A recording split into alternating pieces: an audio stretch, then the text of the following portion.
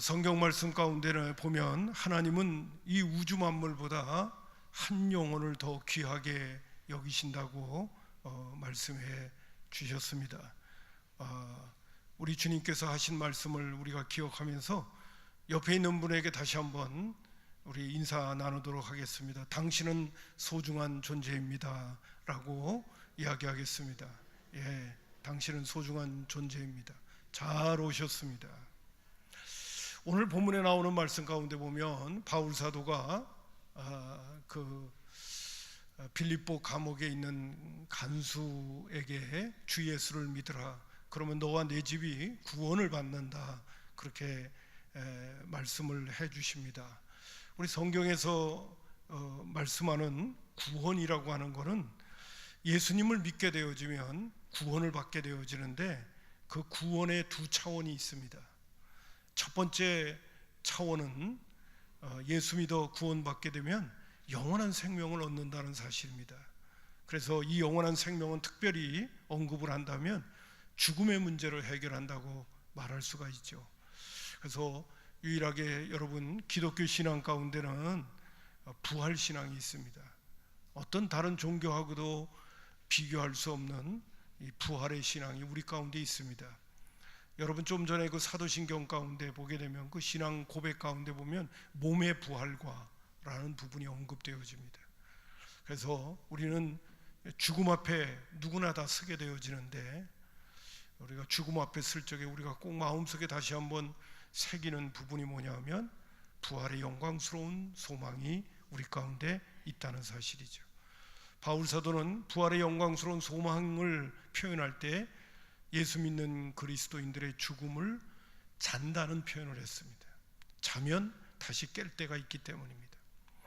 또한 예수님께서는 요한복음 3장 16절에 하나님이 세상을 이처럼 사랑하사 독생자를 주셨으니 이는 저를 믿는 자마다 멸망치 않고 영생을 얻는다, 우리에게 말씀해 주셨습니다.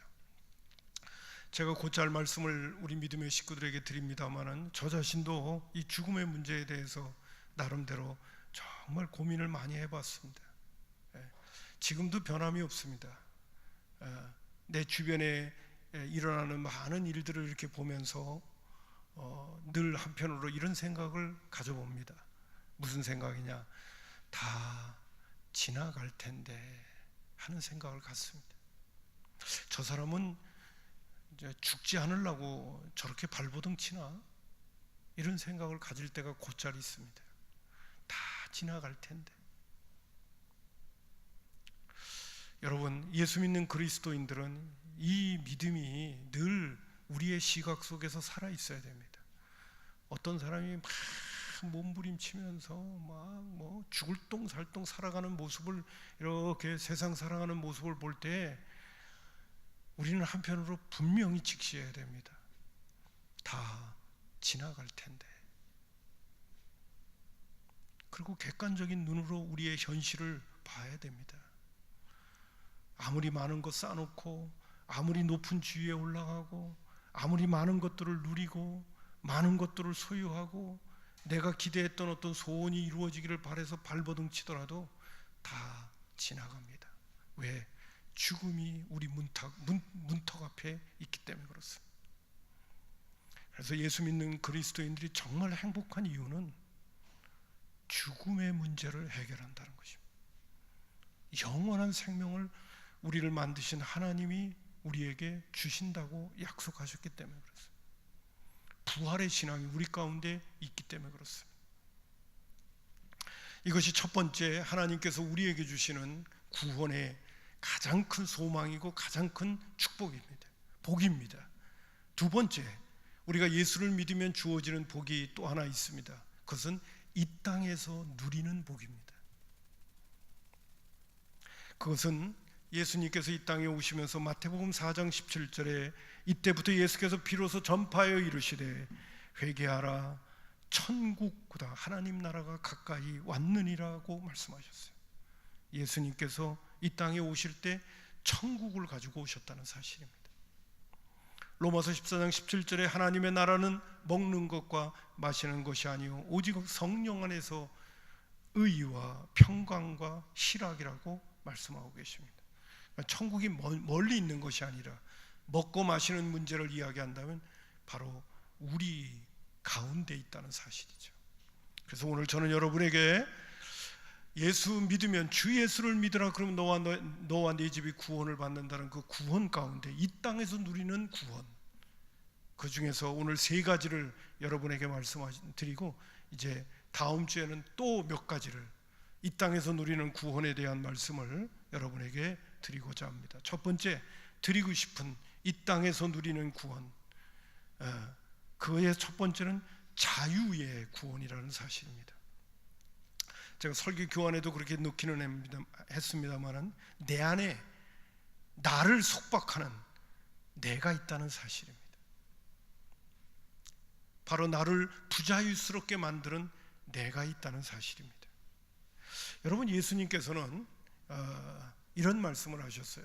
여기 일부 예배이기 때문에 좀 자세히 말씀을 드릴게요. 유대인들 가운데는 정한 음식, 부정한 음식이 있고요, 또 무엇을 먹느냐에 따라서 자신이 깨끗해지고 자신이 부정해진다고 생각했어요. 예수님은 한마디로 일축하십니다. 마태복음 7장 21절부터 23절에 이렇게 말씀합니다. 속에서 곧 사람의 마음에서 나오는 것은 악한 생각, 곧 음란, 도적질, 살인, 간음, 탐욕, 악독, 속임과 음탕과 질투와 비방과 교만과 우매함이니 이 모든 악한 것이 다 속에서 나와서 사람을 더럽게 한다는 거예요. 밖에서 안으로 들어가는, 먹는 것부터 시작해서 밖에서 안으로 들어가는 것은 사람을 더럽게 하지 않는다는 거예요. 사람을 더럽게 만드는 것은 우리 속에서 나오고 있다는 거예요. 우리 속에서 나와서 우리를 더럽게 하는 그것이 우리로 하여금 우리를 속박시키고 있다는 사실. 우리를 더럽게 만든다. 더럽게 만드는 것이 밖에 있지 않습니다. 더럽게 만드는 것이 우리 안에 있습니다. 그 더럽게 만드는 그것이 우리를 부자유스럽게 만들고 우리를 망치는 것입니다. 전에도 한번 슬쩍 말씀드렸죠. 여러분, 요사이 미투 얘기 보잖아요. 누가 누구를 망치고 있습니까? 자기가 자기를 망치고 있잖아요. 자기 안에 있는 그 더러운 것들이, 그 더러운 것들을 쫓아갈 때 우리는 진정한 자유를 잃어버리는 것입니다. 자기를 망치는 것입니다. 자기를 부자유스럽게 만들어버리고 마는 것입니다. 그래서 예수님은 요한복음 8장 34절에 예수께서 대답하여 이르시되 진실로 진실로 너희에게 이르노니 죄를 범하는 자마다 죄의 종이라고 그랬습니다. 내 안에서 나를 더럽게 하는 그것을 내가 쫓아가는 한 나는 죄의 종이 될 수밖에 없는 것입니다. 그러나 너나 나나 할 것 없이 나를 위한다고 하면서 나를 쫓아가는 그 인생이 나로 하여금 죄의 종이 되게 만들어버리고 있죠. 그래서 예수님은 진리를 알지니 진리가 너희를 자유케 하리라고 말씀해 주신 거예요. 여러분, 요사이는 지금 눈에 다 이렇게 띄지는 않지만 중독에 빠진 사람들이 생각보다 많습니다. 술, 담배는 두말할 것도 없고요. 그 외에 도박이라든지 뿐만 아니라 포르노라든지, 또 우리 자녀들 가운데 지금도 머리 골치를 앓고 있는 부모님들의 모습 가운데는 이 게임 중독에 빠져가지고, 또 30, 40대의 젊은 층의 부부들 가운데도요, 이 게임에 빠져가지고 가정을 파탄내는 그런 젊은이들을 곧잘 보게 되어집니다. 아마 부모님들 가운데 게임 중독에 빠져 있는 자녀들을 볼 때는 맨날 보면서 못 말린다고 그럴 거예요. 어떻게 할 수가 없다고 그럴 거예요. 자기는 자기를 위한다고 하면서 살아가고 있는 인생인데 무엇인가 묶여 있다는 사실, 무엇인가 매여 있다는 사실입니다. 그러나 우리 주님은 우리에게 오셔서 말씀하셨습니다. 진리를 알지니 진리가 너희를 자유케 하겠다. 요한복음 8장 36절에는 더 구체적으로 진리가 예수님이신데, 그러므로 아들이 너희를 자유롭게 하면 너희가 참으로 자유하리라. 바울 사도는 고린도후서 3장 16절에 주는 영이시니 주의 영이 계신 곳에는 자유가 있느니라고 말씀하셨어요. 갈라디아서 5장 1절 바울 사도는 이렇게 권면합니다. 그리스도께서 우리를 자유롭게 하려고 자유를 주셨다고 그랬어요. 그래서 우리가 예수를 믿게 되어지면 주님이 우리 가운데 오셔서 우리 안에서부터 나오는 그 더러운 것들을 정리시켜 주시죠. 그리고 우리로 하여금 참 자유자의 길을 걸어갈 수 있도록, 내가 누구의 통치를 받느냐에 따라 진정한 인간다움이 우리 가운데서 이루어질 수 있고요, 참 자유자의 길을 걸어갈 수가 있게 되는 겁니다. 여러분, 자유라고 하는 것이 내 마음대로 사는 게 자유가 아니에요. 왜 제가 좀 전에도 말씀한, 내 마음대로 살면 내 안에 있는 더러운 것들이 밖으로 계속 나오는 거예요. 그게 무슨 자유예요? 나를 더 망치고 나를 더 더럽히는 그것이 무슨 자유예요? 나를 깨끗하게 만들고 나를 정하게 만들고 나로 하여금 하나님이 만드신 목적대로 살아갈 수 있는 균형 잡히고 절제 있는 사람이 되도록 만드는 것이, 그게 자유지. 무조건 내 마음대로 산다고 그게 자유나요? 그것을 우리는 소위 말해서 방종이라고 얘기하죠. 그 방종에 빠지면 나도 죽이고 남도 죽이잖아요. 그것은 자유일 수가 없어요. 오늘도 하나님의 은혜와 하나님이 나를 만드신 그 목적대로 하나님께서 나를 컨트롤하실 때 거기에 진정한 자유가 있는 거고, 사람이 하나님께로 돌아갈 때 진정한 자유가 있는 거예요. 그래서 예수님이 진리를 알지니 진리가 너희를 자유케 하고, 그 진리는 바로 예수님이고, 예수님을 주인으로 모시고 예수님이 나의 주인, 구세주임을 고백하며 그분의 통치를 받을 때부터 우리 안에 진정한 자유가 구가되어지는 것입니다. 할렐루야. 2018년도에 들어와서 우리 학생들이 수련회를 갔었대요. 우리 교회 한 학생이 수련회에 가가지고 이 중독의 문제에 대해서 강사분이 설교를 해주시고 말씀을 전해주셨는데, 그 이야기를 듣다가, 야, 내가 이번에 그 모바일에 담겨져 있는 거라든지 컴퓨터에 담겨져 있는 게임을 다 없애야 되겠다. 그 게임 중독에 대한 얘기를 했기 때문에 없애야 되겠다. 그리고 은혜를 받고 그 게임에 대한 것들을 다 없애버렸대요. 그래서 제가 어제 또 한번 만나서, 야, 요새까지 잘 지내고 있냐? 그러니까 잘 지내고 있대요. 여러분, 사람이 못합니다. 우리가 예수님을 만나면 우리 안에 묶여있던 모든 것들이 진정한 자유를 경험하는 은혜의 세계로 들어가게 되는 줄로 믿습니다. 자유, 진정한 자유는 우리 주님이 주시고 주님이 누구인가를 알 때 우리가 경험하게 되어지는 거예요. 할렐루야. 두 번째로는 이 땅에서 누리는 구원 가운데 두 번째로는요, 평안의 구원입니다. 여러분, 평안이라고 하는 것은 근심과 두려움이 떠나는 것을 이야기해요. 예수님은 평안에 대해서 우리에게 많은 말씀을 해주셨어요. 먼저 요한복음 14장 27절에 보면, 평안을 너희에게 끼치노니 곧 나의 평안을 너희에게 주노라.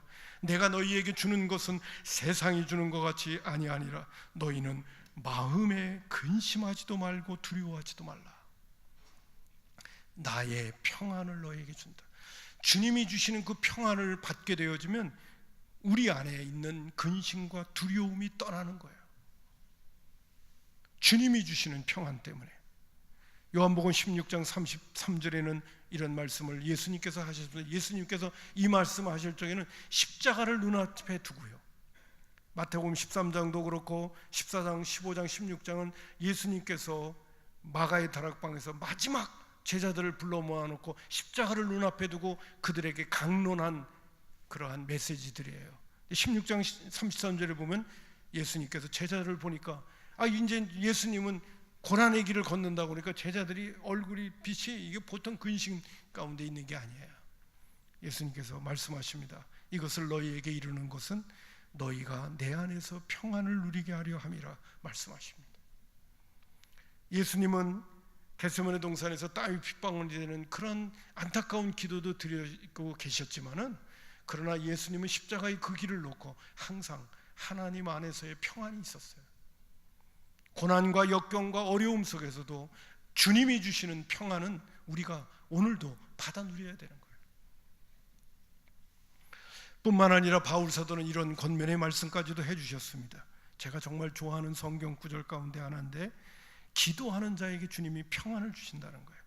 이 평안이라고 하는 건 평강이라고도 할 수 있고 평화라고도 말할 수 있고 마음 편한 삶을 이야기하는 건데, 빌립보서 4장 6절과 7절에 아무것도 염려하지 말고 다만 모든 일에 기도와 간구로 너의 구할 것을 감사함으로 하나님께 아뢰라. 그리하면 모든 지각에 뛰어난 하나님의 평강이 그리스도 예수 안에서 너의 마음과 생각을 지키시리라. 여러분 마음속에 근심, 걱정, 두려움, 염려가 있습니까?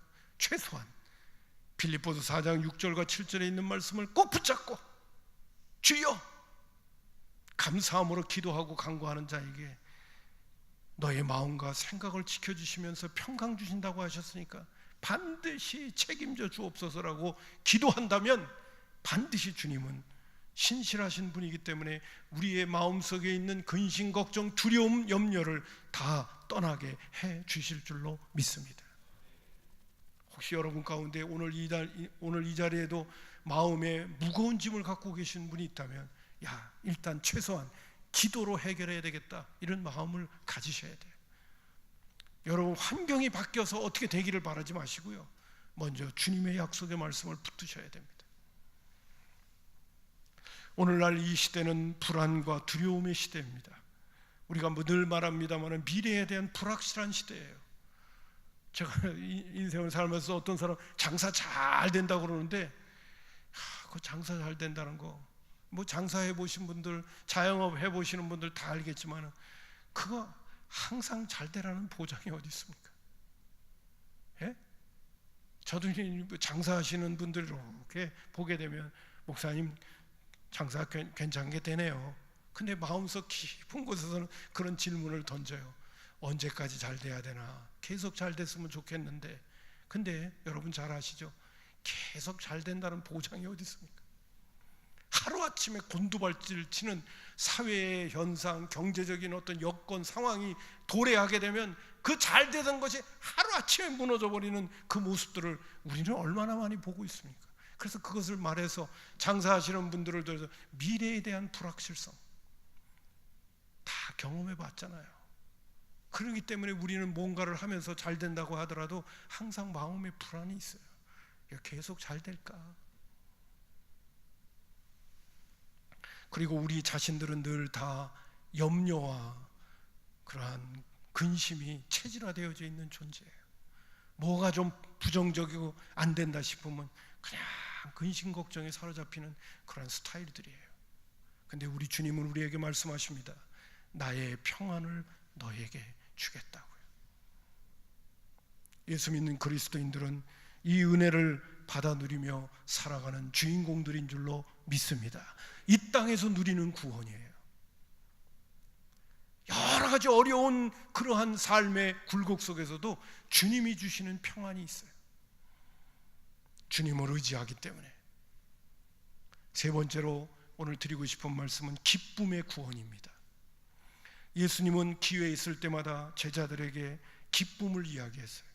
그 중에서 대표적인 예가 뭐냐 하면 나는 포도나무요 너희는 가지라고 하면서 요한복음 15장에서 말씀해 주셨어요. 나를 떠나서는 너희가 아무것도 할 수 없다고도 말씀하시고 나는 포도나무요 너희는 가지니 너희가 내 안에 있어야 된다는 말씀을 신신당부하십니다. 그러면서 내가 포도나무와 가지의 이 비유를 너희에게 하는 이유는 요한복음 15장 11절에 보니까 내가 너희에게 이름은 이것을 너희에게 이름은 내 기쁨이 너희 안에 있어 너희의 기쁨을 충만하게 하려고 한다. 예수님은 기회가 주어질 때마다 기쁨을 이야기하셨습니다. 며칠 전에 식당에 가서 점심을 먹으러 나가면 요새는 여기 그 뭐 KB 저기 빌딩도 있고 주변에 저기 그런 직장들이 많이 있잖아요. 그리고 점심때가 되면요 젊은이들이 많이 쏟아져 나와요. 젊은이들이 여럿이 쏟아져 나옵니다. 쏟아져 나오는 것을 옆에서 이렇게 지켜보면 아주 뭐 무슨 얘기를 하는지 화기애애하게 뭐 깔깔거리면서 웃으면서 장난도 치고 그래요. 그러면 제가 옆에서 이렇게 보면서 야 그래도 젊은이들은 행복하다. 장난도 치고 농담도 하면서 저렇게 깔깔거리고 웃고 나는 어른들이 그렇게 깔깔거리고 웃고 그러는 건 잘 못 보겠어. 그래서 젊음이 좋다 그런 생각을 한편으로 가져보면서 이렇게 지나가고 있기도 합니다. 오늘날 이 시대는 웃을 일들이 없어요, 사실은. 예? 텔레비전에서 코미디언이라든지 뭘 하면서 그냥 억지로 웃기는 거 보면서 웃고 있죠. 그렇게 웃을 일이 없어요. 한마디로 기쁨이 없다는 거죠. 그러나 우리 주님은 기쁨을 이야기하십니다. 예수님께서 요한복음 17장 13절에는 이런 말씀도 합니다. 마지막 기도하실 때도 지금 내가 아버지께 가오니 내가 세상에서 이 말을 하옵는 것은 그들로 내 기쁨을 그들 안에 충만히 가지게 하려 한다. 예수님 십자가를 앞두고 기도하시면서도요, 하나님 앞에 기도합니다. 내 기쁨이 그들 안에 충만하기를 원한다. 예수님에게는 늘 기쁨이 있으셨어요. 이런 부분도 언급합니다. 베드로 사도는 고난 가운데 있는 형제들에게 이런 권면의 말씀도 주고 계세요. 베드로전서 4장 12절과 13절에 보면 사랑하는 자들아 너희가 연단하려고 오는 불시험을 이상한 일로 당한 것 같이 이상히 여기지 말고 오히려 너희가 그리스도의 고난에 참여하는 것으로 즐거워하라는까지도 얘기합니다. 이는 그의 영광을 나타내실 때에 너희로 즐거워하고 기뻐하게 하려 함이라. 고난 가운데 있는 믿음의 식구들에게도 계속해서 기쁨을 이야기합니다. 여러분, 고난 가운데 있는데 무슨 기쁨이 있겠어요? 울상을 짓지 않는 것만도 다행이죠. 근데 기쁨을 이야기하고 있어요. 바울 사도는 로마의 옥에 갇혀 있으면서도 빌립보에 있는 믿음의 식구들에게 빌립보서 4장 4절에 주 안에서 항상 기뻐하라. 내가 다시 말하노니 기뻐하라는 거예요. 여러분, 감옥에 있는 사람이 뭘 기뻐할 게 있습니까? 그러나 바울 사도는 로마의 감옥에 갇혀 있으면서도 기쁨을 이야기하고 밖에 있는 믿음의 식구들에게도 기쁨을 이야기하고 있어요. 거기에는 근본적인 것이 있습니다. 주와 함께 있으면 우리는 기뻐할 수 있게 돼요. 뿐만 아니라 저는 오늘 이런 말씀도 여러분한테 좀 인용하고 싶습니다. 바울 사도가 데살로니가전서 5장 16절부터 18절에 항상 기뻐하라. 이것이 그리스도 예수 안에서 너희를 향하신 하나님의 뜻이라고. 저는 이 구절을 보면서 마음속에 그런 생각을 가져옵니다. 항상 기뻐하라, 쉬지 말고 기도하라, 범사에 감사하라. 이런 그리스도 예수 안에서 너희를 향하신 하나님의 뜻이라면 하나님이 기뻐하게 만들어 주실 것이고 기도하게 만들어 주실 것이고 감사하게 만들어 주실 것이 아니냐. 하나님은 그거 다 빼들어가면서 하나님의 뜻이라고 얘기하겠어요? 항상 기뻐하는 것, 쉬지 말고 기도하는 것, 범사에 감사하는 것이 하나님의 뜻이라면 그 뜻이 이루어질 수 있도록 주님은 우리를 도우실 거 아니에요. 그 뜻이 이루어지도록 당신의 백성, 당신의 자녀 삼아주셨다면 그 뜻이 이루어지도록 우리 주님은 내 안에 왜 오셨어요? 항상 기뻐하는 사람, 항상 기도하는 사람, 범사에 감사하는 사람 되게 하시려고 우리 가운데 오신 거 아닙니까? 아멘 아니에요? 믿으세요. 하나님은 하나님의 뜻 저쪽 딴 세상에다 놓고 우리에게 걸로 가라 그러는 거 아니거든요. 하나님의 뜻이라면 하나님이 도와주실 거 아니에요. 왜 우리 가운데 오신 거예요? 뭐 때문에? 우리 도우려고 오신 거 아니에요? 뭐해서 성령님이 왜 오셨어요? 우리 도우려고 온 거 아니에요? 그 다음에 하나님의 뜻이 항상 기뻐하는 거고 범사에 감사하는 거고 그리고 늘 기도에 힘써야 되는 부분이라고 한다면 그걸 도와주신단 말이죠. 아멘입니다. 그러기에 이제 마지막 성경 구절 하나 더 인용합니다.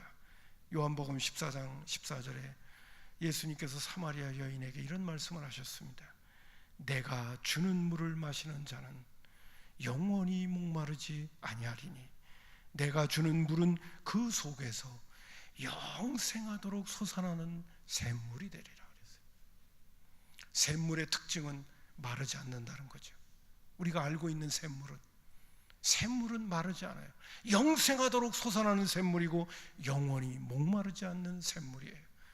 그것이 하나님이 우리에게 주시는 자유요, 우리에게 주시는 평안이요, 우리에게 주시는 기쁨이라는 사실이에요. 오늘 우리가 제대로 예수님을 만나고 예수님을 구주로 영접하고 그분 안에서 살게 되어지면 그분이 이 땅에서 우리에게 주시는 큰 복은 자유와 평안과 기쁨입니다.